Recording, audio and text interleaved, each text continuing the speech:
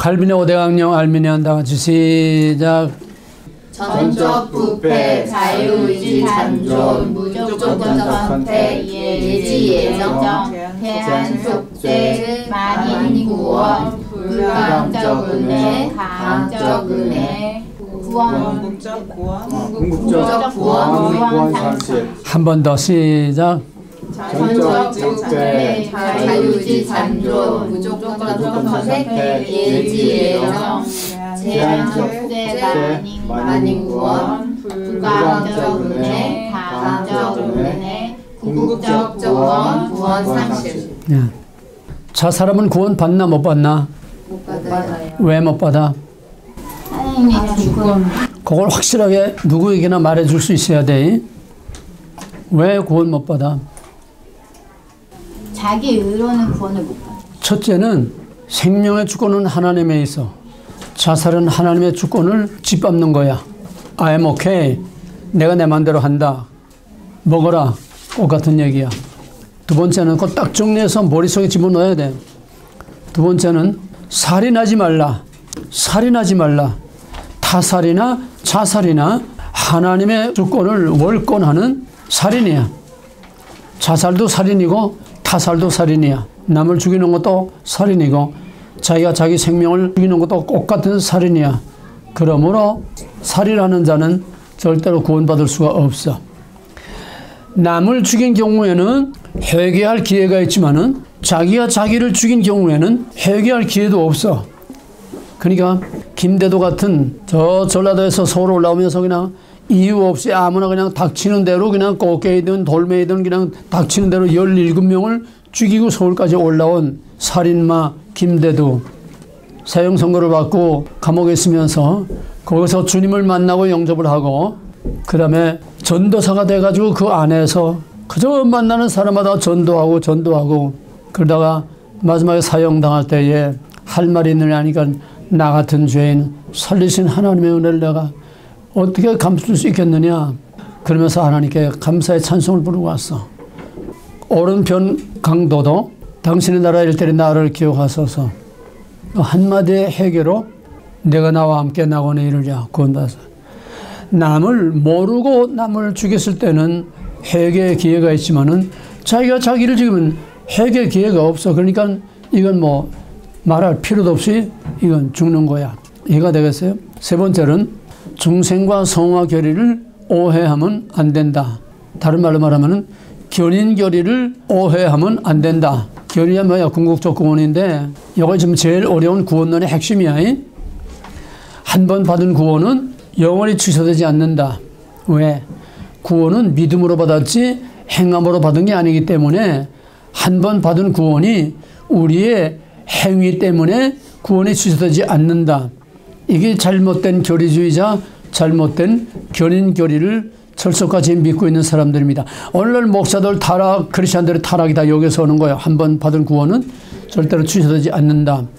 여기에 대해서 바울이나 칼빈이나 정통신학에서 분명하게 말하고 있는 것은 구원은 이걸 이렇게 간단하게 이해를 해. 중생과 성화 이게 합해져서 넓은 의미의 중생 이게 진짜 구원이라는 거야. 그러면 애굽에서 6월절 어린아이 피 언약을 믿고 패스오버 죽음을 넘어가서 이것을 좁은 의미의 중생과 잘못된 견의결의를 말하는 사람들은 그게 구원이라는 거야. 죽음을 넘어가서 구원받았으니 구원이라는 거야. 그것이 곧 어린 양의 피 언약을 믿은 건 뭐냐? 예수 그리스도의 피의 십자가의 공로와 은혜를 믿고 구원받은 거는 6월절이야. 6월절이랑 똑같은 거야. 예수 믿고 구원받은 거는 구원받은 거기 때문에 한 번 받은 구원은 절대로 취소되지 않는다. 우리의 행위와 상관없이 취소되지 않는다. 이거는 구원파나 다를 게 없어. 구원파는 한 번 받은 구원은 영원히 취소되지 않고 또 예수님께서 십자가에서 다 이뤘다 할 때에 그때는 그때 살아있는 사람, 앞으로 태어날 사람 또 우리가 앞으로 지을 죄까지 한꺼번에 다 용서했다. 그렇기 때문에 절대로 한 번 받은 구원은 취소되지 않고 또 한 번 구원받으면은 모든 죄를 다 사했기 때문에 우리의 행위와 상관없이 구원이 보장된다는 견인결의 이 구원파나 다를 게 하나도 없어요. 오늘날 그래서 김성희 교수가 한국에 나와서 이걸 다 발칵 뒤집어 놔서 지금 한국 교회가 우왕좌왕 난리를 났는데, 이 가장 중요한 구원 교리의 중생과 성화 문제를 바울이나 칼빈은 넓은 의미의 중생을 말하는 거야. 애굽에서 나온 건 시작이야. 약속의 땅까지 들어가야 진짜 구원이고, 진짜 구원이라는 게 중생이라는 게 넓은 의미. 그걸 너희들은 비유를 딱 세이브해두면 돼. 뭐하고 같으냐? 애굽에서 어린 양의 피 언약을 믿고 나왔다는 건 뭐냐? 중생이란 뭐냐? 새 생명의 씨가 심어지는 거야. 어린 아이가 잉태가 되는 거야. 정자 난자가 결합해가지고 생명이 거기서 싹을 트는 거야. 이게 애굽에서 나오는 중생이고 예수 믿고 구원받는다고 하는 거야. 그러면 잉태만 되면 다 끝난 거야? 시작이야. 사람의 생명이 심어졌지만은 그 생명이 되려면은 10달이라는 과정을 거쳐서, 무난히 10달의 과정을 다 거쳐서 거기서 델리버리, 구원이야. 거기서 출생이 돼야 비로소 온전한 사람이 태어나는 거야. 이게 구원이야. 과정이 없는 애가 잉태만 된 거 가지고 입덧하는 거 가지고 다 됐다고 생각하고 제멋대로 놀아나고 그냥 막 운동하고 막 그냥 낙태할 수도 있고, 유산할 수도 있고, 조산할 수도 있고, 거기서 애가 사산할 수도 있어. 죽어서 나올 수도 있어. 그래서 태교라고 있는 게 아니야. 태교가 뭐야? 태아에 대한 성화의 과정이야. 그 태아가 상처 입지 않고 정서적으로 불안하지 않고 건강하게 잘 자라가는 과정. 애굽에서 나와서 약속의 땅까지 들어가는 민수기의 그 과정이 10달이야. 쉽게 말하면 이해가 되겠어?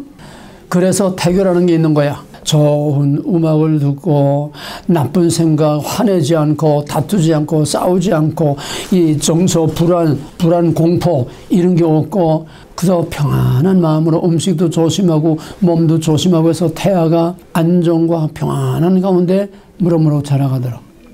근데 애를 가지고서 그냥 집안에 분란이 일어나고 남편하고 막 그냥 싸우고 스트레스 받고 그냥 이렇게 되게 되면 그 애가 형성 과정에서부터, 그러니까 프로이트가 여기 심리학을 여기 둔 거야. 살아있는 사람이 아니라 거기서부터 프로이트는 심리학을 둔 거야. 태아에서부터 받은 것이 평생 간다는 거야.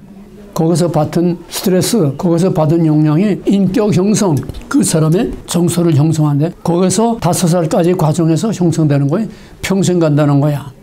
그만큼 과정이라는 게 중요한 거야. 그 다음에는 여러 번 내가 얘기했지만 결혼식 중생이야.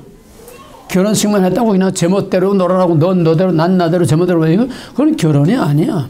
결혼식은 한 번이지만은, 중생은 순간적이고 한 번이지만은, 그 중생, 그 구원이, 그 결혼식이 과정을 통해서 계속 결혼을 할 때의 그 약속, 결혼을 할 때의 그 마음, 그 사랑을 가지고 계속 그 상태를 지속하고 유지해가는, 계속돼야 이게 결혼이야.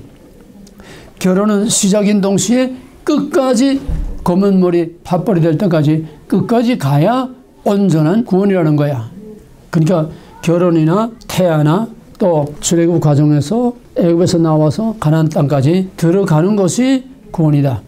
시작과 끝까지 가야 구원이 완성되는 거지, 시작만 했다고 다 되는 게 아니라는 거야. 그러면 자살은 뭐야? 애굽에서 나와서 거기서 이제 끝나는 거야. 죽는 거야. 가나안 땅에 못 들어가고 죽는 거야. 그건 구원이 아니라는 거야. 구원은 예수 그리스도를 믿음으로 구원받는다는 거는 씨가 심어지는 거야. 씨, 생명의 씨가 심어지는 거야. 이 생명의 씨가 잘 광야 40년 우리 죽을 때까지의 이 과정 속에서 그 씨가 건전하고 건강하게 자라가야 돼. 사람으로 대중에서 자라야 되고, 나와서도 그 사람이 깨끗하고 건전하게 건강하게 잘 자라가서 마지막에 새하늘과 새 땅의 문을 열고 하나님 앞에까지 약속의 땅까지 들어가야 이게 완전한 구원이야. 과정이 없는 구원은 가짜야. 그럼 견인결은 뭐냐? 우리 믿음으로 구원받고 행함으로 받은 게 아니기 때문에 애굽에서만 나오면은 애가 씨가 심어지기만 하면은 그 다음에 어떻게 난리치든지 뭐하든지 상관없다. 씨만 심어주면 이게 사람이 되는 거다. 똑같은 얘기 아니야? 얼마나 미련하고 어리석은 얘기야. 이게 신학자라는 것들이 그래. 목사들이 다 이걸 믿고 있어. 그러니까 개똑같이들 놀다가 별의별 추악한 짓들을 다 하고 지금 세상에 지탄을 받고 있는 거야. 바울은 두렵고 떨림으로 너의 구원을 이루라고 그랬어. 이 광야 40년을 우리의 남은 인생 이 광야 40년을 우리는 거룩하고 구별되고 깨끗한 바른 삶을 살아야 주권, 언약, 거룩을 지키면서 살아야 결혼의 약속을 지키면서 계속 좋은 관계를 유지하며 살아야 그 진짜 구원이지 좁은 의미의 중생이라고 하는 것, 한 번 받은 구원은 취소 안 된다고 하는 이 잘못된 견인결의 때문에 오늘 신앙이 개판이 되는 거다. 그러니까 자살하면 구원 못 받는다는, 자살해도 구원 받는다는 건 뭐냐 하면은 씨만 심어지면은 그 사람 다 된 거다. 엎어지건 둘러치건 상관없다. 그렇게 어리석고 무리석은 얘기요. 결혼만 하면 그건 다 된 거다. 그 다음에 개판같이 살아도 결혼은 결혼이다. 똑같은 얘기야. 이렇게 꽉 심어두면은 구원이란 어떤 것인가? 왜 우리가 거룩한 삶을, 구별되는 삶을 하나님 보시기에 아름다운 삶으로 자꾸 우리가 자라가야 되느냐, 영적으로 성숙해 가야 되느냐, 바로 이 성화의 과정이 바로 그 과정 때문에 필요한 거다. 이 구원이라는 걸 확실하게 알고 왜 자살하면 구원 못 받느냐 하는 것을 확실하게 알고 누구에게나 설명해 줄 수 있길 바랍니다. 그 다음에 이제 지난번에 조금 하다 말은 신앙과 영적 치유. 복음이란 본질상 치유하는 것이다. 구원이란 본질상 치유되는 것이다. 육신의 구원이나 영적인 구원이나 다 치유하는 겁니다. 예수님께서 이 세상에 계실 때에 많은 병자를 고쳤습니다. 치유. 마태복음 4장 24절을 보게 되면은 예수님이 하신 일이 딱 나와 있어요. 예수님이 하신 일은 많은 병자를 고쳤고 하나님의 말씀을 선포하고 또 하나님 나라의 교훈 복음을 가르쳤다. 가르치고 선포하고 치유했다. 이것이 예수님의 지상사역이야. 근데 그거는 완전한 게 아니라 그림자야. 앞으로 영적인 치유와 영적인 구원을 내다보게 하는 그림자야. 왜? 그 당시에는 영적인 구원이라는 걸 이해를 못하니까 보이는 육신의 치유를 통해서, 육신의 구원을 통해서 보이지 않는 십자가에서 이제 이루실 영적인 구원을 보여주는 거야. 그래서 예수님이 고치신 병들은 고치지 못하는 병들이야. 지금까지도 거의 고치지 못하는 병들이야. 나면서부터 소경된 자, 나면서부터 봉어리 자, 나면서부터 안전뱅이, 중풍병자, 귀신 들린 자, 이건 다 지금도 마음대로 고칠 수 없는 거야. 그건 뭐냐? 죄의 결과가 어떤 것이라고 하는 걸 보여주는 거야. 그 사람들만이 꼭 죄인이라는 게 아니라 모델, 그림자, 죄의 결과가 이렇게 비참하다는 거야. 문둥병에 걸리면 진 밖에서 성 밖으로 내쫓아. 바로 그런 문둥병 같은 더러운 죄를 지은 자들은 하나님의 성에서 쫓겨난다는 얘기야. 그 못 고치는 병들, 부끄러운 병들, 저주받은 그런 모습의 병들은 다 죄의 결과를 보여주는 하나의 가시적인 그림자요, 시청과 교제라는 겁니다. 이해가 되겠어요? 요한복음 9장에서 소경된 나면서도 소경된 자를 제자들이 선생님이요, 옛날에는 그 유대 사회에서는 그런 저주받은 병에 걸린 거는 자기의 죄든지 조상의 죄 때문에 그렇게 됐다고 믿고 있었어요. 그러니까 저 나면서부터 소경된 자가 자기의 죄 때문입니까? 조상의 죄 때문입니까? 그러니 예수님께서 그거는 자기의 죄 때문도 아니고 조상의 죄 때문도 아니고 죄의 모습이 어떤 것이며 내가 앞으로 이룰 구원이 어떤 것인가를 보여주기 위한 하나의 시청과 교제로 된 거다. 그래서 예수님께서 그 소경을 고쳐줬다는 것은 죄와 마귀의 저주에서 구원받았다고 하는 육신의 병을 고쳐주는 것이 영적인 죄와 사망에서 고쳐주는 것을 보여주는 그림자라는 겁니다. 이해가 되겠어요? 예수님 병 고치러 온 게 목적이 아니야. 그거는 이제 십자가를 통해서 이루실 영적인 치유, 영원한 죄와 영원한 사망과 마귀의 권세에서 구원할 영적인 치유. 구원이란 영적인 치유야. 죄와 사탄의 저주와 죄의 저주와 영원한 사망에서 구원을 하는 거니까 복음이란 영적인 치유야. 물론 지금도 하나님의 복음의 능력으로, 성령의 능력으로 육신의 병도 고쳐지고 마음의 병도 고쳐지고 그건 여전히 계속되고 있습니다. 그러나 그 자체가 아니라 그거는 궁극적인 우리의 영혼이 영원한 죄와 사망과 마귀의 권세에서 우리를 구원해 주는 것을 보여줄 하나의 증거요, 하나의 예표라는 겁니다. 이해가 되겠어요? 기적 자체가 목적이 아니라는 거예요. 그래서 복음이란 자체가 부분적으로나마 우리의 삶이 변화되고 우리의 인생의 방향이 바뀌고 우리의 인간의 모든 것이 바뀌고 라이프 스타일이 바뀌고 내 마음의 상처가 치유되고 인간관계가 회복되고 전부 다 치유야. 응? 영적인 구원만이 아니라 영육 간의 모든 치유하는 능력이 바로 복음이라는 거야. 이해가 되겠어요? 그러므로 어떤 형태의 치유든지 치유가 나타나지 않는 복음은 빈 껍데기, 객관화된 진리, 벽 속에 바람벽에 붙여놓은 사진이나 다른 게 없다는 거야. 진리, 객관화된 진리, 선반 위의 진리. 그거는 아무리 올바른 말을 해도 복음의 능력이 나타나지 않는 것은 그건 생명이 없고 능력이 없고 경건의 모양만 있고 경건의 능력이 없는 빈 껍데기, 의식적인, 형식적인, 교리적인 그건 생명이 없다는 거야. 복음에 생명이 있다는 건 뭐냐? 하나님이 그 말씀 안에 임재하셔서 from God, to God, by God, for God, in God. 그 말씀이 하나님에게서 나온 진짜 올가닉, 네? 제가 요리해서 만들어서 제가 만든 게 아니라 하나님이 이다라고 하신 그 올가닉, 그 진리, 그 진짜를 선포할 때는 어떤 형태로든지 치유의 능력이 나타나게 돼 있어요.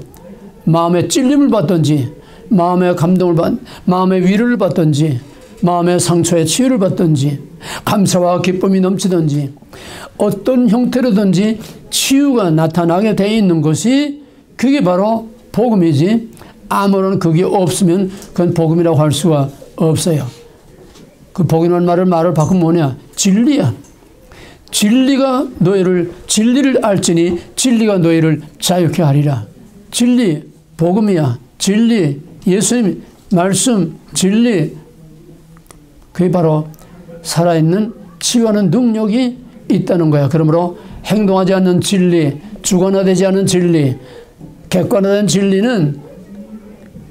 복음은 교리와 말만 번지를 한 그 교리는 능력이 없는 그런 치유의 능력이 없는 그런 진리, 그런 복음은 전부 다 바리새인의 율법주의나 다름이 없는 맹목적인 견인교리를 믿고 있는 교리주의, 전부 다 빈 껍데기, 형식에 지나지 않아 생명이 없는 죽은 복음이라는 거야. 죽은 진리라는 거야.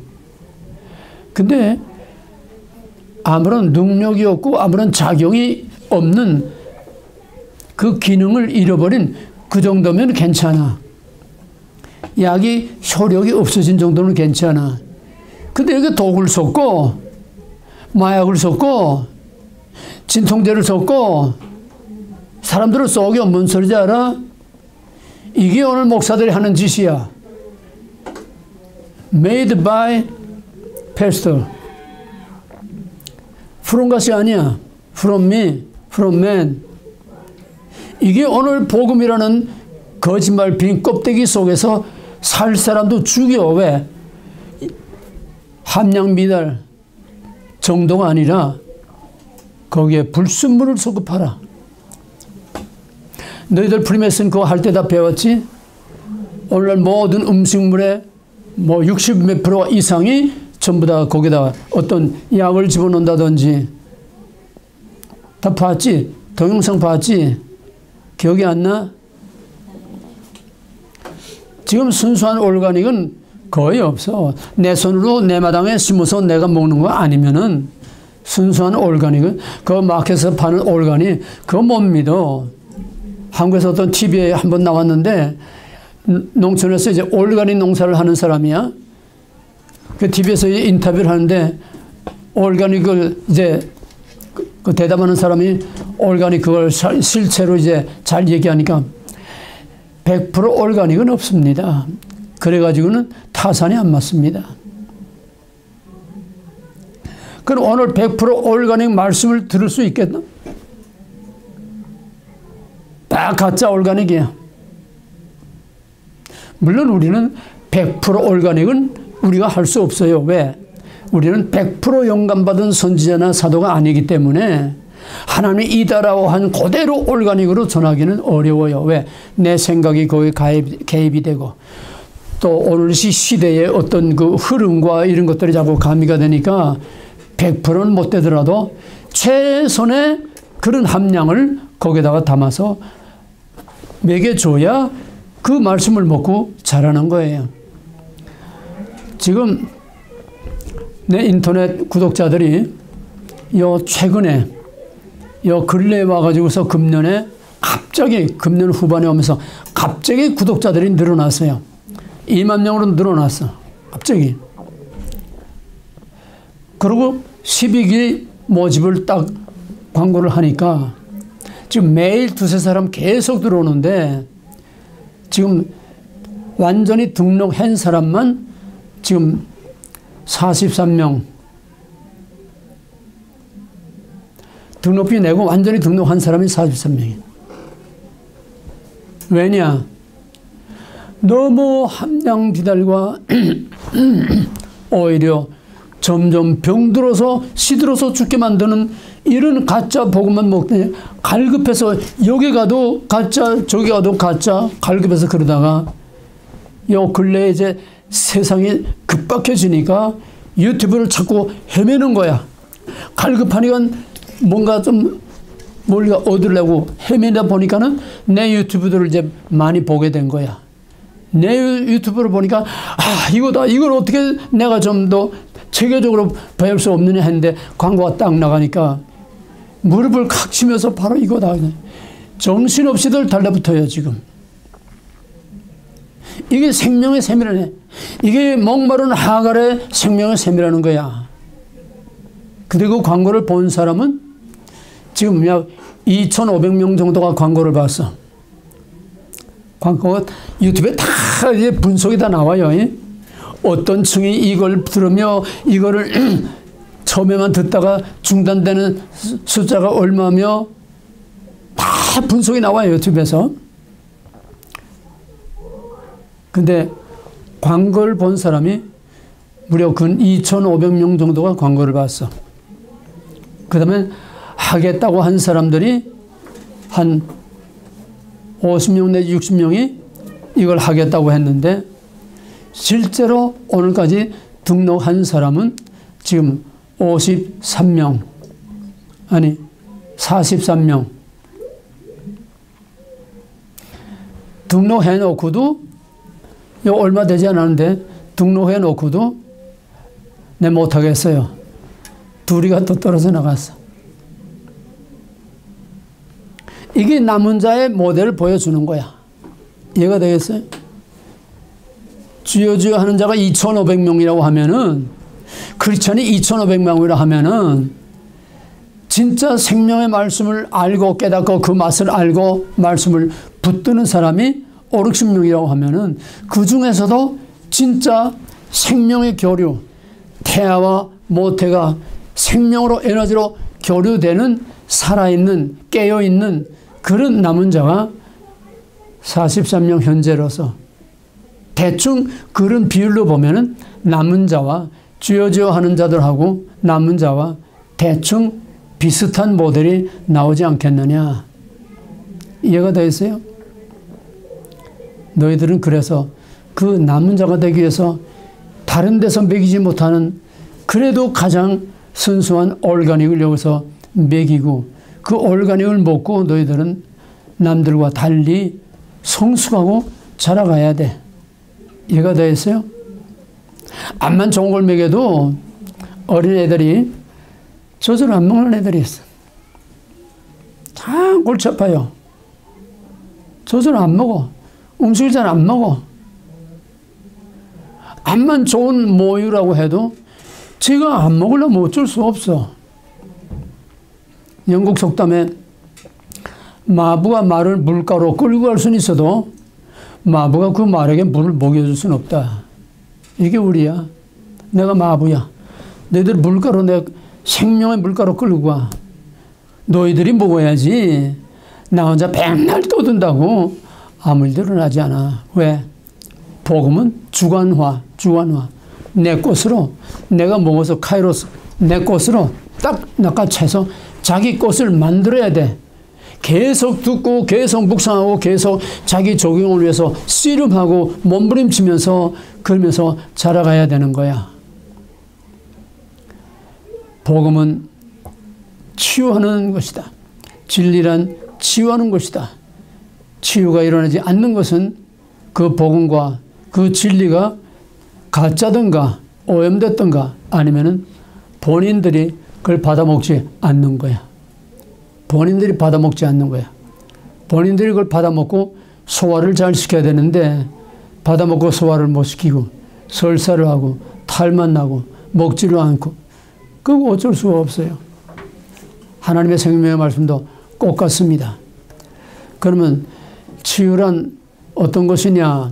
첫째는 영적 치유가 있어요. 그걸 우리는 구원이라고 하는 겁니다. 죄와 영원한 사망과 사탄의 저주에서, 죄의 저주에서 우리를 빼내주는 예수 그리스도의 십자가의 공로를 믿음으로 죄와 영원한 사망과 마귀의 권세에서 우리를 해방시켜주는 영적인 치유입니다. 그 다음에는 가르침을 통해서 아까 예수님의 사역 3가지 얘기했죠.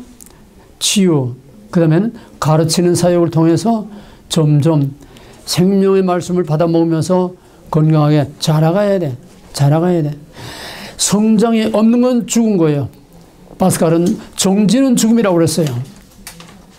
맨날 똑같은 건 그 생명이, 그 영혼이 죽은 거야. 성장이 있어야 돼.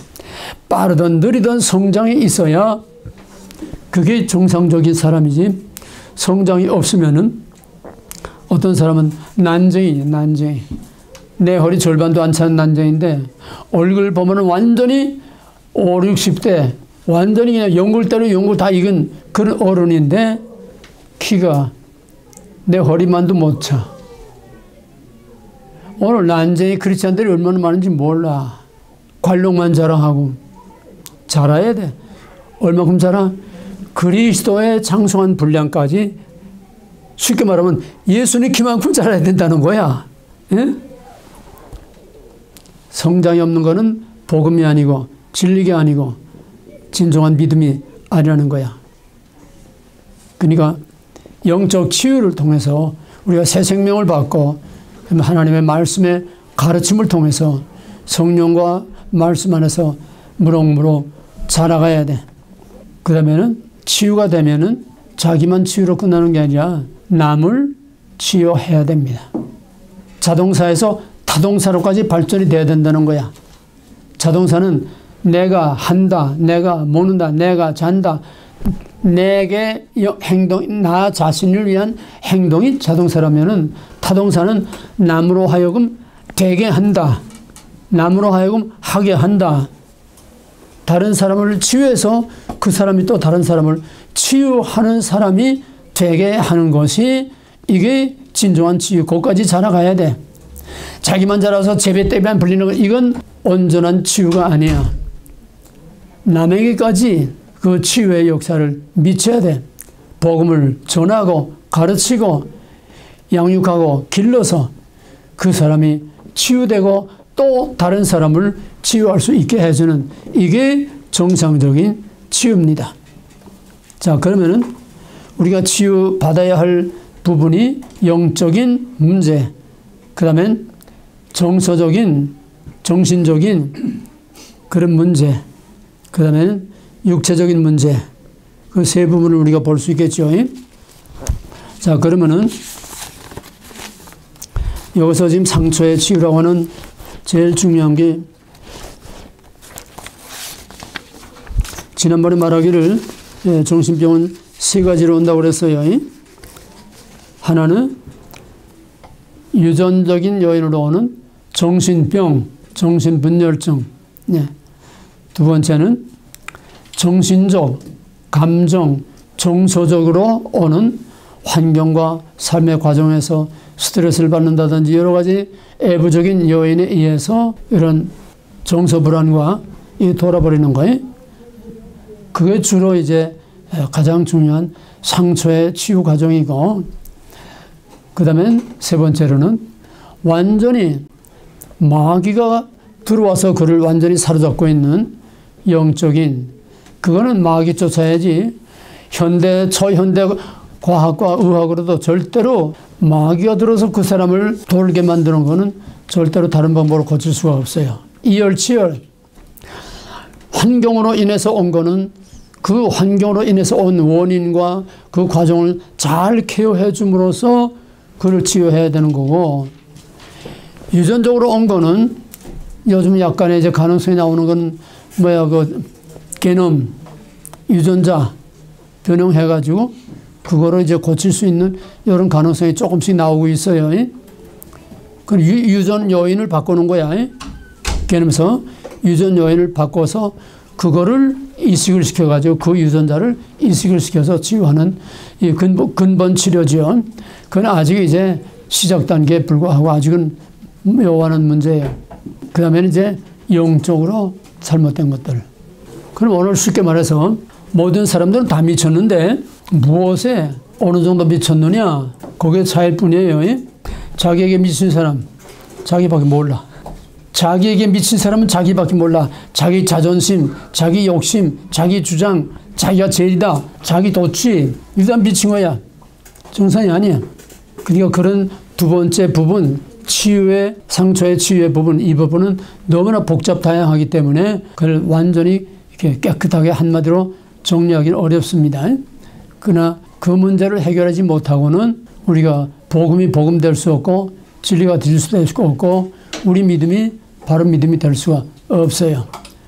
우리의 마음의 상처가 치유돼야 하나님과의 관계도 인간과의 관계도 나 자신도 정신적으로 영적으로 건전하고 건강하게 설 수 있지, 이 마음의 상처가 치유되지 않고는 다른 아무것도 인간관계, 하나님과의 관계, 가정문제, 내 인생 하나도 변화되지 않고 그 불행에서 헤어날 수 없다고 하는 거예요. 모든 사람이 다 정신병자라면, 다 미쳤다면, 모든 사람이 다 상처를 가지고 있다면 상처가 없는 사람은 예수 그리스도 외에는 없어. 왜? 이게 어디서 온 거냐? 원주에서부터 온 거야. 원주에서. 왜? 아담과 하와가 처음에는 뼈 중에 뼈요, 살 중에 살이요, 너 없으면 난 못 산다. 그냥 막 사랑의 덩어리야, 사랑의 덩어리. 그거 외에는 배는 게 없어. 그런데 범죄하고 나니까 너 때문에, 누구 때문에 서로 뒤집어 씌우고 서로 헐뜯는, 여기서부터 상처가 생긴 거야. 상처의 최초의 결과가 뭐냐면 가인이 아벨을 때려 죽인 거야. 상처는 남에게 안갚음을 하고, 상처는 반드시 보복을 하게 돼 있고, 반드시 상처는 남을 공격하게 돼 있어. 이게 인간의 상처. 그럼 상처라는 건 뭐냐? 죄에서 온 거야. 상처라는 거는 사탄과 죄에서 온 거야. 내 안에 상처라는 건 뭐냐? 내 안에 상처를 가지고 있다는 건 뭐냐? 내 안에 마귀의 둥지를 틀고 있다는 얘기야. 마귀의 둥지를 틀고 있다는 얘기야. 거기서 아주 구렁이가, 큰 구렁이가 또아리를 들고 딱 앉아있는 것처럼 수십 년 동안 그런 구렁이를 내가 속에다 간직하고 살아. 껍데기 쥐어 찬양하고 다 빈 껍데기야. 속에서는 해를 날린거리면서 넌 내 거야. 암만 떠들어봐야 소용없어. 속에서 마귀가 하라는 대로, 충동하는 대로 마귀가 확 하고 화를 돋구면 그냥 폭발해버리는 거고, 인간의 자기, 엄밀한 의미에서 인간의 자기 의지는 없습니다. 왜? 하나님께서 우리에게 주신 임하고 대해 하나님의 형상대로 주신 하나님의 그 권위, 하나님의 파트너로서의 그 권위, 하나님의 에이전트로서의 다스리는 권위, 이거는 뱀에게다가 바쳤기 때문에 우리는 뱀의 종이 되고 아니면은 하나님의 것이 되든지 둘 중에 하나지, 중간은 없어. 양다리 걸치고 왔다 갔다 하는 것도 있지만은 그 양다리 걸치고 왔다 갔다 하는 건 가짜다. 그럼 뭐야? 우리 안에 원죄가 있다는 거는 우리 안에 마귀의 사탄이 있다는 거고, 마귀의 상처가 우리 안에 있다는 거고, 마귀가 갖다 준 이 상처를 우리는 안고 산다는 거야. 우리에게 마귀의 둥지를 가지고 산다는 거야. 마귀의 둥지를 가지고 주여 주여 하면 뭐하며 거기서 거룩 찾으면 뭐하냐 이 말이야.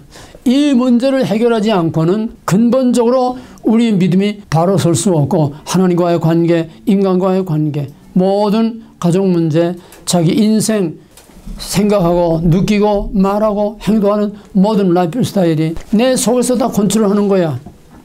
루터는 그래서 우리는 말이다. 누가 말잔등에 올라타느냐에 따라서 그 말의 운명이 어디로 가느냐 결정되는 거다. 요즘 정광훈 목사가 이제 들고 나온 게 뭐냐 하니까 미친놈에게 운전대를 맡길 수는 없다.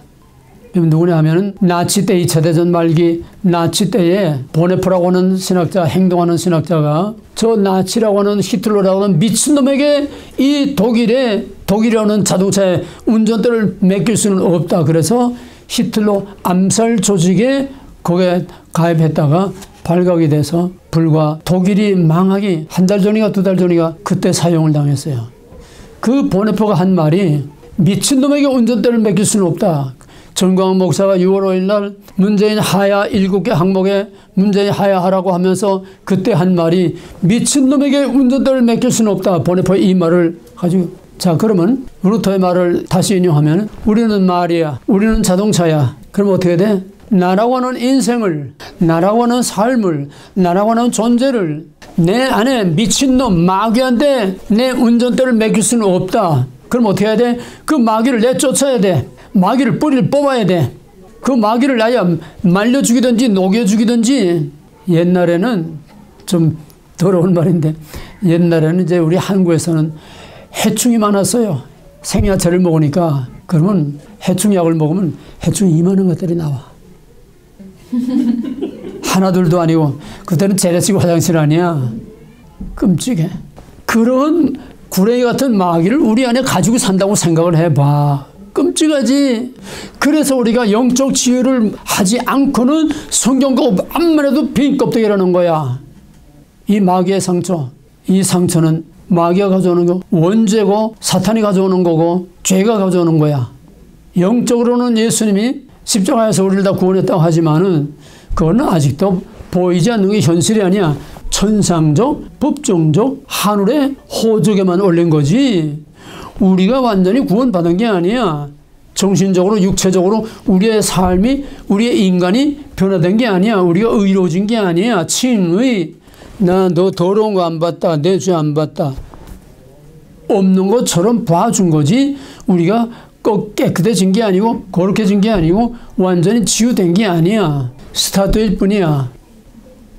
그래서 이 당초의 치유 문제를 해결하지 않고는 그런 신앙생활이란 다 빈 껍데기밖에, 제스처밖에 안 되는 거야. 마치 배우가 다른 인물로 위장을 하고 사는 것처럼 위장을 하고 그 사람의 삶을 사는 게 배우 아니야? 이게 안 되면 배우가 못 되는 거야. 그 분장한 그 역할을 100% 감당해야 명배우가 되는 거야.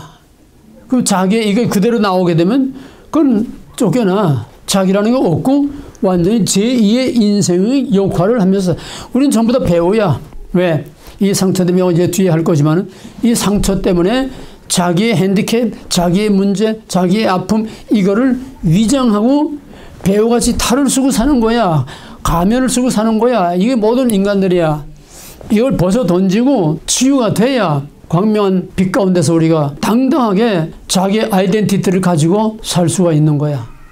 이 상처의 문제는 보통 중요하고 보통 심각한 문제가 아니라 바로 복음의 핵심이 치유라는 거야. 영적인 치유, 정신적인, 정서적인 마음의 치유, 또 우리의 영원한 사망과 영원한 마귀의 저주에서 우리를 구원해주는 영적인 치유.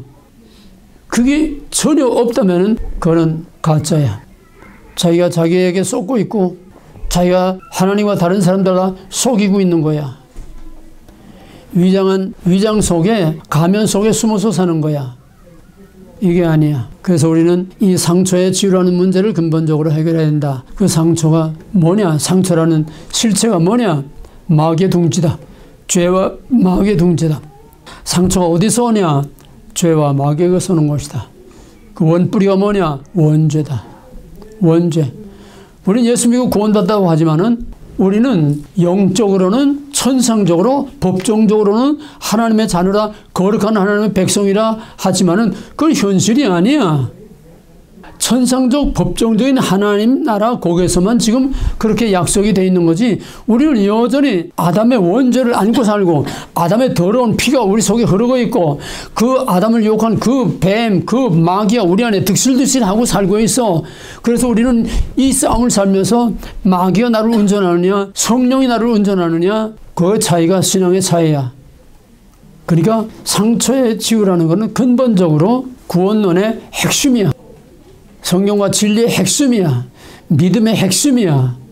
이 상처의 치유를 제대로 알고 적용시키지 못하면 자기가 자기에게 속고 남에게 속고 남을 속이고 하나님 속이고 거짓 속에 사는 배우 역할밖에 못한다는 거야.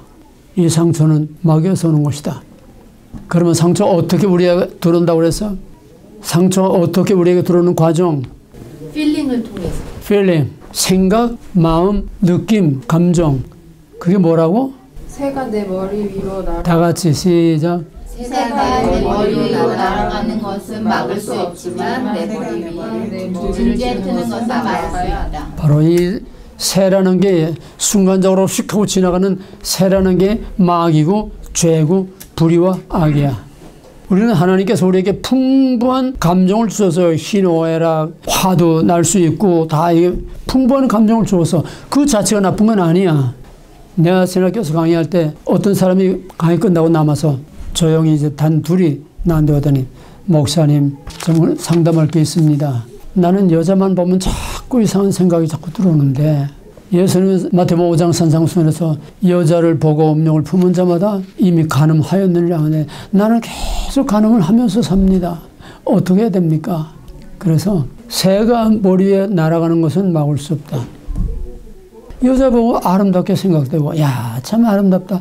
아 참 매력있다.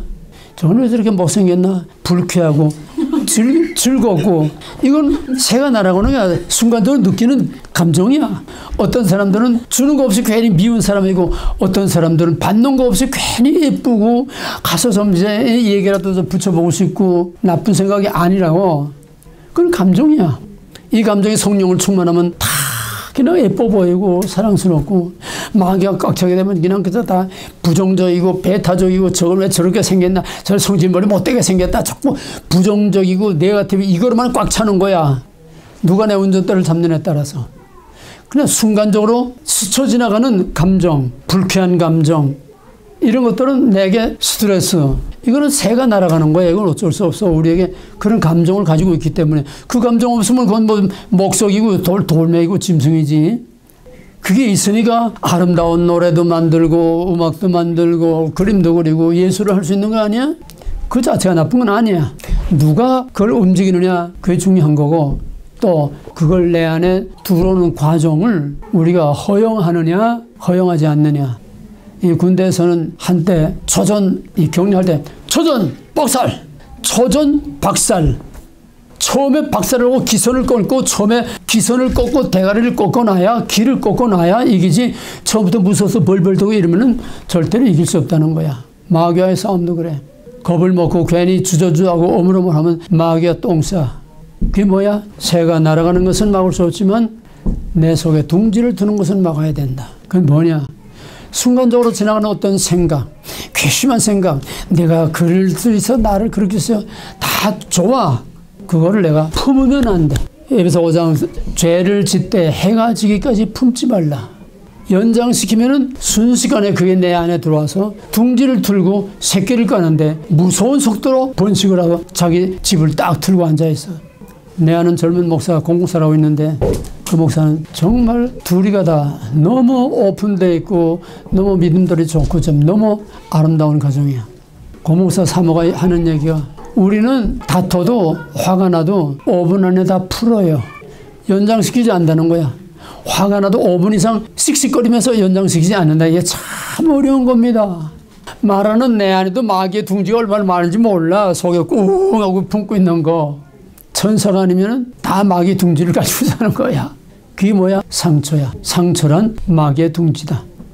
어떻게 들어오느냐? 감정과 생각과 느낌과 필링을 통해서 들어온다. 필링 자체가 나쁜 건 아니다. 그걸 내가 붙잡고 연장시켜서 붙들고 시간을 끌면은 내 안에 상처라고 하는 마귀의 둥지가 만들어지는 거다. 이것이 10년이 10년, 몇십 년 본 것도 아까 말한 것처럼 태아에서부터 또는 해산의 과정에서부터 어려서 성장하는 과정에서부터 우리가 살아가는 과정에서 계속 우리는 상처를 받고 살아요. 정말 엄청난 사탄의 도전 속에 살고 있어. 여기서 자기를 방어한다는 건 보통 어려운 문제가 아니야. 보통 믿음의 선한 싸움을 싸우지 않고는 자기를 지켜내고 방어할 수가 없어. 거기에 영적인 싸움, 믿음의 선한 싸움, 바울이 디모데에게 믿음의 선한 싸움을 싸우라. 내가 선한 싸움을 싸우고 내 믿음을 지키고 나의 달려갈 길을 마쳤으니 이제 나를 위하여 의의 길 멸류관이 예비되어 나뿐만 아니라 이와 같은 것. 믿음이라는 건 아까는 성화의 과정을 얘기했지만은 이 성화의 과정에서 제일 핵심이 뭐냐? 내 안에 마귀와 싸우는 거야. 내 안에 운전대를 마귀를 내쫓아 버리고 내 안에 운전대를 말씀과 성령에게 맡기는 그게 믿음의 전환점이고 그게 영적인 치유라는 겁니다. 그러면은 내 안에 상처가 있다는 거, 내 안에 마귀의 둥지가 있다는 걸 어떻게 아느냐? 그 교재 보세요. 거기 두 가지 교재가 나왔는데 신앙과 영적 치유. 이 타이틀은 다 두 가지인데 맨 위에 요즘 한국은 사기, 불법, 폭력의 왕국이다. 그 교재를 펴보세요. 거기에 이제 중간 밑에 보게 되면은 그 맨 밑에 보세요. 맨 밑에 5번 보게 되면은 사탄에 사로잡힌 것과 마음의 상처가 많은 것을 어떻게 아나? 첫째는 상처가 많은 사람들은 마귀에 사로잡힌 내 안에 상처가 많다고 하는 증거가 뭐냐? 어떻게 아느냐?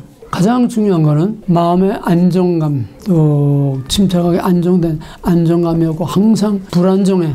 평안이 없어. 항상 불안하고 초조하고. 어떤 사람은 이 강의 1시간 하는데 화장실을 최소한 4번, 5번 가야 돼. 앉아버려서 가만 앉아있질 못해. 또 나갔다 들어오고. 극도의 불안과 초조가 있기 때문에 앉아있지 못해. 그러면서 목사님 블랙타임 좀 합시다. 중간에 블랙타임에서 자꾸 그 말만 하고. 근데 두란노 다 마치니까 점점 가는 횟수가 없어지고 1시간, 2시간 앉아도 끝도 없이 앉아있어. 치유돼 가는 거야. 말씀이 속에 들어가면은 운전대를 내 안에 사탄이 운전하던 거를 말씀이신 하나님의 운전대를 잡으니까 그만큼 안전 운행이 된다는 얘기야.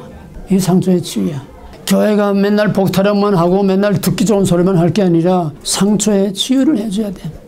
오르만질 자를 오르만지고 때때로는 때려부수건 때려부숴서 마귀를 내쫓아야 되고 말씀을 통해서 기도를 통해서 사랑의 기호를 통해서 그게 목회야.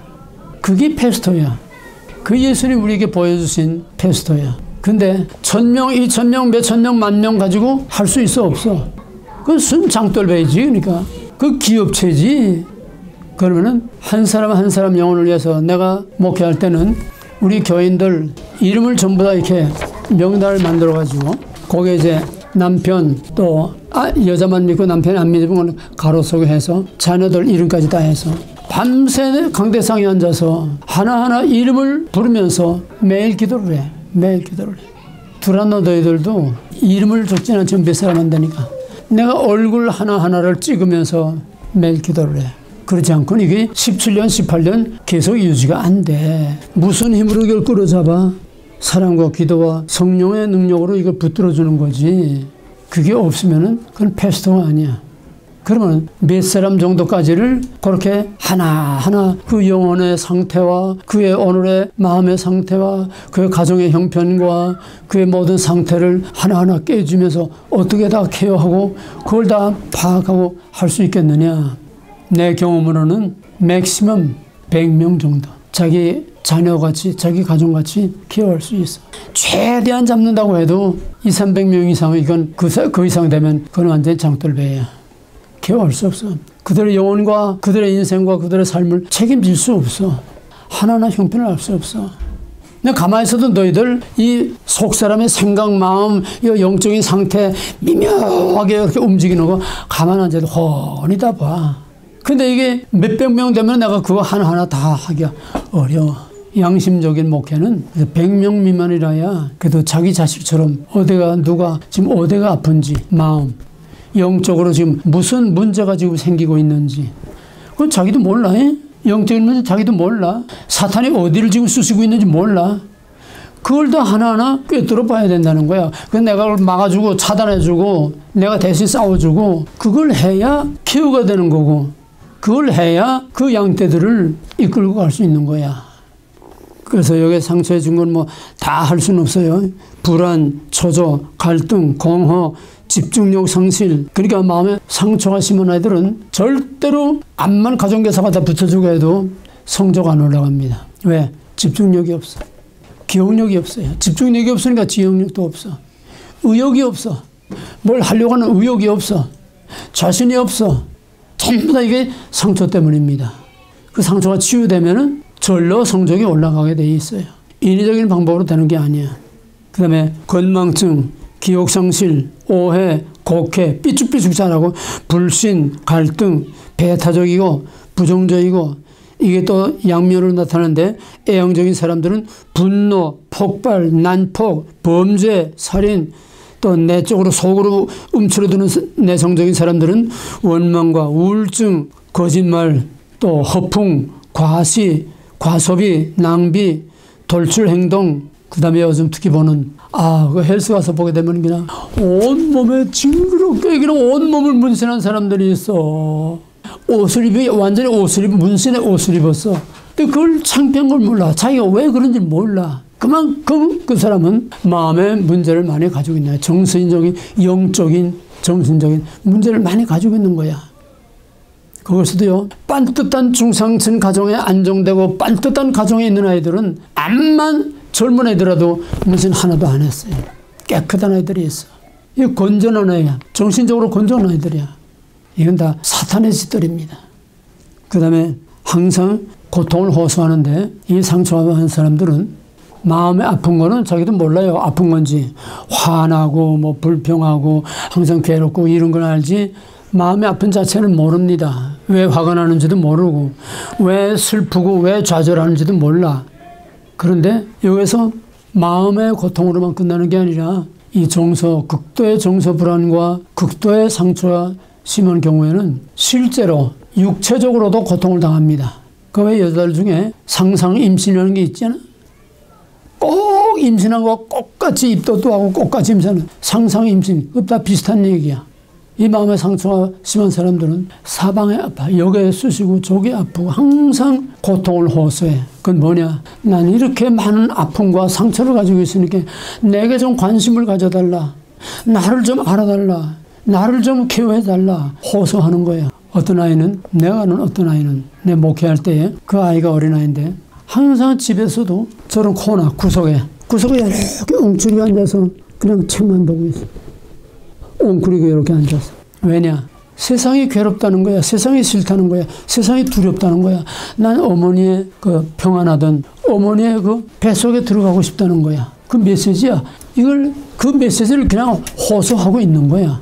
어머니의 뱃속에 있을 때가 제일 편안했어요. 그리워요. 얼마나 불쌍하고 얼마나 애처로워. 그걸 몰라 아무도. 그 메시지를 몰라. 그 불쌍한 걸 몰라.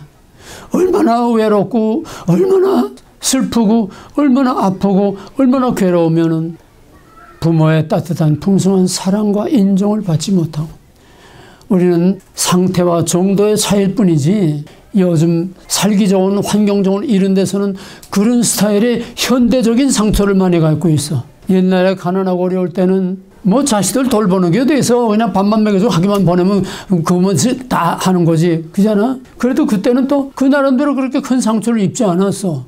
그저 가난하고 의뢰 그른거려니 하고 그저 추울 때 옷을 제대로 못 입고 좀 추워도 그저 추운가 보다 하는 거지. 요즘은 요즘식의 신종 스트레스와 신종 병이 얼마나 많은지 몰라. 더 많아. 못 살 때보다 요즘은 스트레스도 더 많고 상처도 더 많고 병도 더 많고 그 종류도 더 다양하고 단순한 시대에는 상처도 단순해.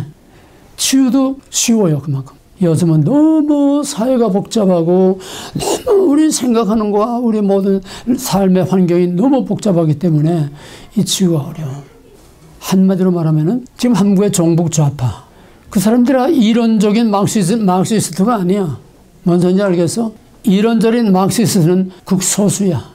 우리나라 지금 정부 세력은 두 가지인데, 맨 처음엔 마르크스, 엥겔스, 마르크스, 레닌의 그 공산주의 사상을 그걸 공부하고 거기에 빠져있는 마르크시스트즘이야. 마르크시즘. 그 다음에는 NL이라고 했는데, NL이라는 거는 우리 민족끼리 이건 완전히 종북이야. NL이라는 건 종북이야. 맹종이야.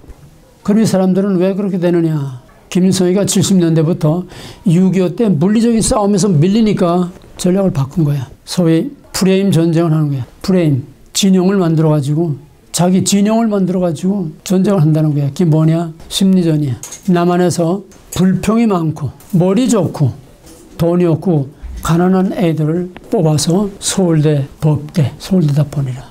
그게 지금 18,000명이, 그게 주사파로 지금 법원, 언론, 청와대, 각처에 전겨져. 다 그것들이 김일성 장학금 받고 공부한 그 18,000명들이 구속권 여기 386, 80년대, 80학번을 가진 애예요. 공산주의의 가장 좋은 미끼는 불평이야. 사회에 대한, 가정에 대한 불평, 이걸 해소 못하고 있는 사람들. 그 불평을 어떻게 해소해 주느냐. 때문에 내가 왜 이런지 아느냐. 내가 왜 대학을 나와도 똑똑한 취직 하나 못하는 줄 아느냐.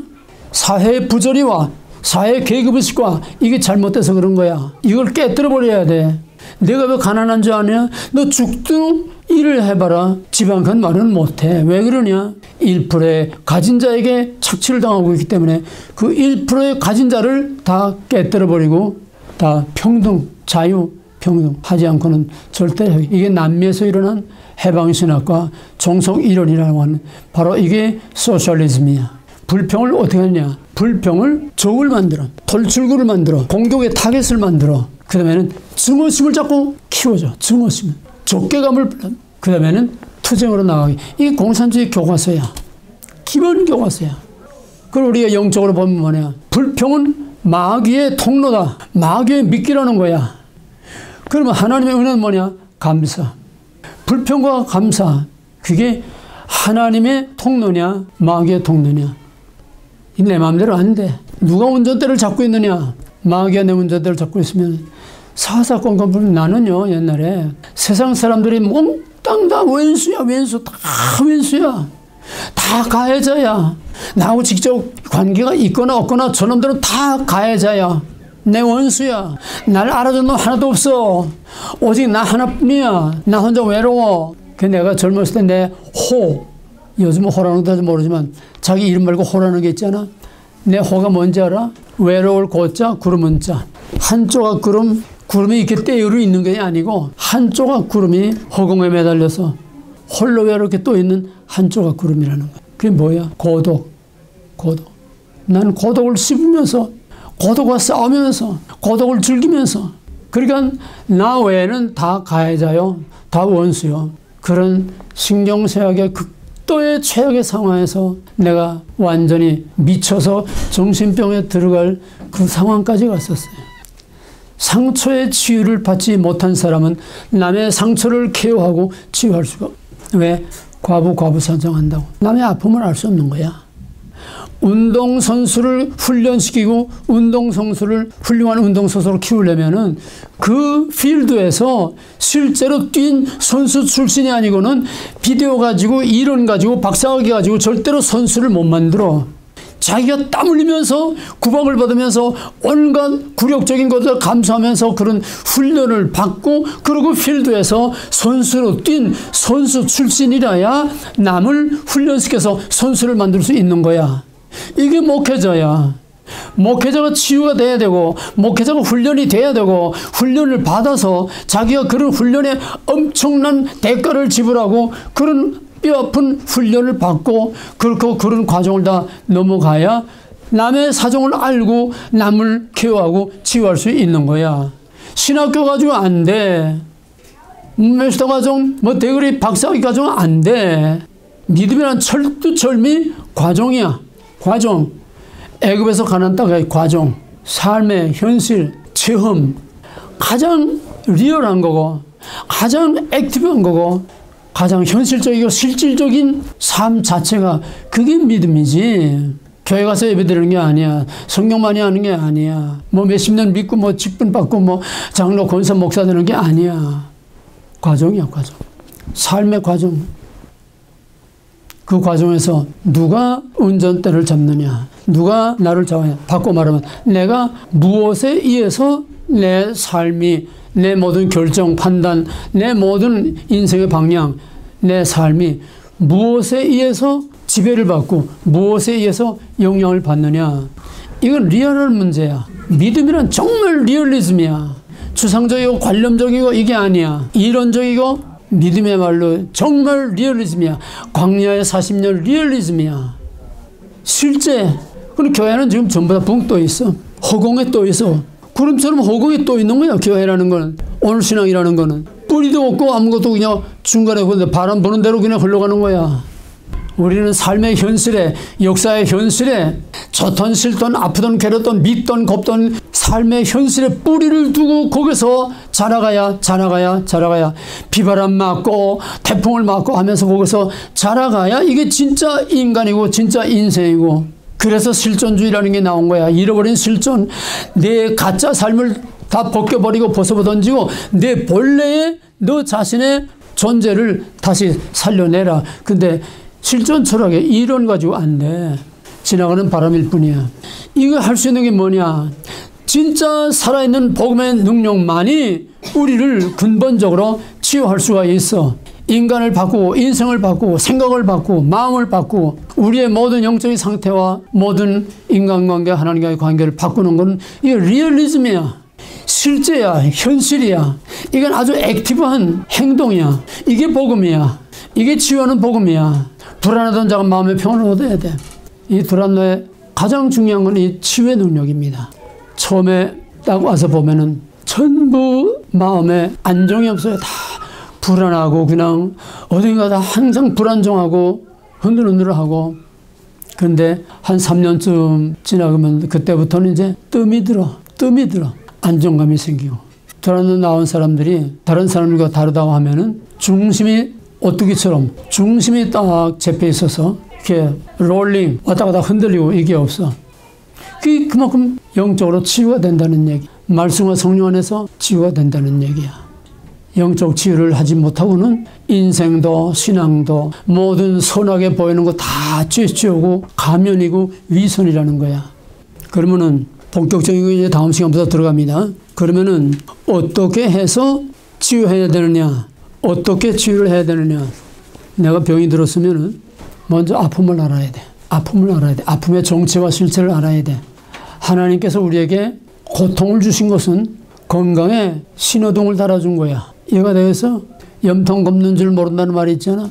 염통 걷는 줄 모르면은 심장에 치명적인 타격을 입고 있어도 고통을 모르니까 그냥 죽는 거야. 고통이 없으면은, 고통을 모르면은 그냥 죽는 거야. 고통은 뭐냐? 내게 무슨 문제가 어디에 생겼다고 하는 신호등이야. 신호등. 요즘 자동차들 중에는 내가 리스에서 이제 차를 바꿨는데 그 뭐가 있나 하면은 차선을 밟으면은 삐르삐르삐르삐르 신호가 와요. 앞에 차선을 밟으면 신호가 와. 앞차 간격이 빽빽빽빽 경고등이야. 우리 몸에 이 신호가 예민해야 그 사람이 건강할 수 있는 거야. 어디가 아픈지. 근데 육신이 아픈 거는 대부분 다 느끼는데 정신적으로, 영적으로 병들고 아픈 거는 전혀 무감각이야. 그러니까 죽는 거야. 고통은 하나님이 주신 선물이야. 왜? 고통이 있어야 내가 문제가 있구나. 내가 배가 그냥 막 뒤틀리고 그냥 막 못 견디고 아프다. 그럼 어떻게 돼? 내 아픈 거를 내가 알게 될 때에 그냥 여기서는 안 되겠다. 그러면 병원을 찾아가는 거 아니야? 에머전시 찾아가지 않아? 아픈 걸 알아야, 아픈 걸 인정해야 병원에 찾아가고 병원에 찾아가야 치료를 받게 되는 거야. 근데 이 아픔을 모르면은 또 아픈 걸 인정하지 않으면은 그건 그냥 그대로 그 병이 자라다 죽는 거야. 무슨 말이냐? 내게 무슨 고통이 있는지 그 자체를 모르는 치유할 수가 없어. 자기 자신의 고통을 알아야 되고 자기 자신의 문제를 알아야 되고 그걸 인정해야 돼. 사람들은 그걸 절대로 자기의 약점, 자기의 아픔, 자기의 그 깊은 상처를 절대로 인정하려고 하네. 겹겹이 하고 자기 방어. 이거 이제 다음 시간에 이제 본론 뚜껑이 열을 거야. 이제 상처가 있으면은 이걸 인정하고 그다음에 오픈해야 돼. 혼사하고 아픈 거는 병하고 혼사 결혼 문제. 그거는 나팔을 불고 댕기라는 속담이 있어. 자꾸 나발 불어야 어디서 이제 후보자가 나오는 거야. 그 아무 딸 괜찮은데 나오는 거야. 아픈 것도 자꾸 나발 부르면은 거기서 경험에 의해서 경험자들이 얘기나. 내 목소리 이래. 내가 언제 얘기했지? 한번 발언할 거야. 몇 년 전에 내가 목이 아프고 목이 있어서 소리가 너무 안 나와서 여기다 스피커를 차고 했잖아. 3년 동안을 난 찬송을 못 불렀어. 목이 찢어지도록 아프고 소리가 안 나오니까. 이게 지금 한 4, 5년 가. 입 있는 거 가도 no problem. 프로그램인데 no problem이야. 할 말이 없잖아. 그래서 내가 인터넷 뒤지다가 이거 안 되겠다. 더 이상 가면은 이 무서운 게 뭐냐 하면은 이 목이 이게 숨겨 오래 가면은 후두암으로 발전할 수 있다는 거야. 후두암. 그래서 내가 하나님께 단판을 했어. 이 성경에 보면 역대에 보게 되면 아사 왕이라는 사람이 발에 병이 들었는데 내가 여호와를 찾지 않고 의사를 찾아갔다. 하나님이 나를 제쳐놓고 인간의 수단을 찾아갔다는 거야. 그래서 그 아사 왕이 발병으로 죽었어. God first 아니라는 거야. 그게 딱 걸려. 인간의 방법으로 해결하느냐 하나님이 해결해 줄 거냐. 단판을 지어야 돼. 그래서 하나님 당신이 고쳐주려면 당신이 고쳐주고 인간의 방법으로 고치려면은 인간의 방법으로 내가 한국에 나가서 수술을 하든지 뭐 하든지 한국에 나가서 치료해야 되겠습니다. 언제까지 이렇게 갈 수 없습니다.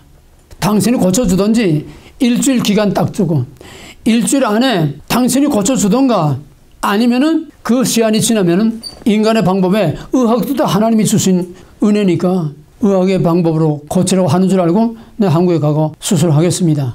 그런데 딱 일주일 만에 월요일날 아침에 어떤 목사 사모님한테 전화가 왔어. 그날따라 월요일은 항상 좀 피곤해요. 늦게 일어나서 이제 밥을 먹을까 한 10시쯤 해서 이제 밥을 먹을까 하고 있는데 전화가 왔어. 목사님 아침 식사 했어요? 안 해요. 이제 먹으려고 그래요. 그럼 나가서 우리 같이 아침 먹읍시다. 네, 금방 갈게요. 그래야지 설렁탕 집에 와서 이제 설렁탕을 먹으면 앉아있는데 내가 목이 이러니까 그제 UW에서 33년 동안 근속을 한 널스야. 아주 노련한 노장이지. 그래서 내가 이렇게 목이 너무 이래가지고 이 한국에 나가서 아무래도 수술을 해야 되겠다고 그랬더니 그 사모가 목사님 수술하지 마세요. 절대 수술하지 마세요. 그러면서 자기가 목이 이렇게 쉬어서 말도 못하고 목이 아프고 이랬는데 어떤 한국 의사가 유독에 있지만 거기서 이제 무슨 처방이 안 나오는가 봐. 어떤 한국 의사를 저 아래 동네에 있는 한국 의사를 찾아갔더니 그 의사 하는 말이 당장 밀가루를 끊으라. 그 밀가루에 무슨 성분이 이 성대를 이렇게 만든다는 거야. 그래서 밀가루를 딱 끊었더니 회복이 됐다는 거야. 근데 자기 아들 샘이라는 아들이 있는데 그 아들도 또 자기처럼 또 그렇게 돼가지고 미국 의사를 찾아갔는데 그 의사도 같은 말을 하더라는 거야. 너 밀가루 먹지 마라. 목사님 오늘부터 밀가루 딱 끊고 한국 나갈 생각하지 말고 수술할 생각하지 마세요. 옳거니 하나님이 천사를 보내줘서 응답해 줬구나. 내가 단판했다고 그러지 않아서 하나님이 고쳐주든지 내가 인간의 방법으로 고치든지 단판을 지니까 하나님이 천사를 보낸 거야. 생각도 하는 사람이 엉뚱하게 느닷없이 탁 나타나다지 밥 먹자고 그러고선 금년 4월 달쯤 아마 될 거야. 그때부터 내가 밀가루 일체 안 먹어. 그때부터 서서히 회복되기 시작해서 지금 목소리가 얼마나 많이 그래도 쨍쨍 기름진 소리가 억지 찢어지는 소리지만은 이게 그렇게 힘든 소리 많이 고쳐줬어요. 그러니까 자기의 문제, 자기의 프로그램, 자기의 아픔, 자기의 상처, 자기의 고통을 오픈하라는 거야. 첫째로 인정을 하고 감싸지 말고 인정을 하고 오픈해서 이걸 자꾸 털어놔야 돼. 자기 고통을 털어놔야 돼. 오픈해서 가장 신뢰할 수 있는 친한 친구라든지 또 어떤 상담자라든지 또 정말 믿을 수 있는 그런 목사님에게든지 이걸 오픈하고 털어놔야 돼. 그게 치유의 첫 단계야. 하고 몇십 년 앓던 거를 딱 오픈하고 다 털어놓게 되면 평안이 와. 거기서 자유함이 와. 여기 치유의 한 과정이고 첫 단계입니다. 자기에게 정직해야 되고 이거를 오픈해서 토해내라는 거야. LA에 있던 어떤 자매가 그 딸 둘인데 손가락에 하나 길고 하나 짧듯이 또 그중에 또 공부 잘하는 놈이 있고 못하는 놈이 있고 예쁜 놈이 있고 덜 예쁜 놈이 있고 다 그랬지. 자식이 있어도 그래. 많으면 요즘 뭐 하나밖에 없고 둘밖에 없으니까는 그 여기서 이제 차별대우 받는 곡에서 상처를 받은 거야. 맨날 언니만 잘한다고 그러고 언니만 칭찬해주고 언니만 알아주고 자기는 항상 옆으로 밀려났다는 거야. 이게 평생 상처가 돼가지고 평생 고통을 안고 자기 언니를 원수처럼 그냥 이를 뻑뻑 갈며 살아서 자기한테 하나 해롭게 한 게 없는데도 암만 잘해줘도 속으로는 탁탁 빠릅니다. 그걸 가지고 몇십 년, 40몇 년을 사는 거야. 그러다가 정말 이 복음을 받아들이고 그러고서 그 아픔을 하나님께 털어놓고 이제 기도하던 중에 성령의 감동으로 자기 언니한테 이걸 털어놓은 거야. 언니, 사실은 내가 40몇 년 동안을 나는 언니를 원수처럼 알고 엄마를 원수처럼 알고 내 이 아픔을 가지고 40몇 년 동안 이렇게 불행하게 고통 속에 살아왔다. 근데 이제 내가 예수님을 만나고 내가 이제 이 복음을 받아들이고 나서 내 마음이 열리고 내가 언니를 용서한다. 어머니를 용서한다. 오픈하고 고백하고 용서를 하니까 40몇 년 동안 응어리짓고 이걸 붙들고 그냥 그렇게 고통을 당하던 게 마음이 편해지고 오더라는 거야. 이 실제 고백입니다. 먼저 자기 아픔을 알아야 되고 인정해야 되고 의사를 찾아가든지 의원을 찾아가든지 하나님을 찾든지 해서 그래서 마음을 열고 그다음에 다 상담이라는 건요. 100사람 100사람 1000사람 1000사람에도 상담하면은 내 말을 들으려고 하는 게 아니고 자기 말을 하러 온 거예요. 들어주는 거에 치유야. 암만 내가 무슨 말을 해줘도 하나도 그의 기억이 안 남아. 제 말을 하고 싶은 거야. 쌓인 거를 털어놓고 얘기하고 싶은 거야. 그게 소극적이지만은 치유에 첫 단계 과정 들어갑니다. 그러니까 우리가 남의 말을 들어주는 것이 그 사람을 치유해 주는 거야. 참 지겨워요. 1시간 가도 2시간 가도 끝도 없이 그냥 저 상태부터 그냥 불평만 그냥 쌓인 불 그냥 하는 거야. 하나도 들을 말도 없고 그래도 그 들어주는 것이 그 사람을 케어해 주는 거라는 거야. 네, 오늘 여기까지만 하고 이제 다음 시간에 조금 더 구체적인 본격적으로 들어가겠습니다.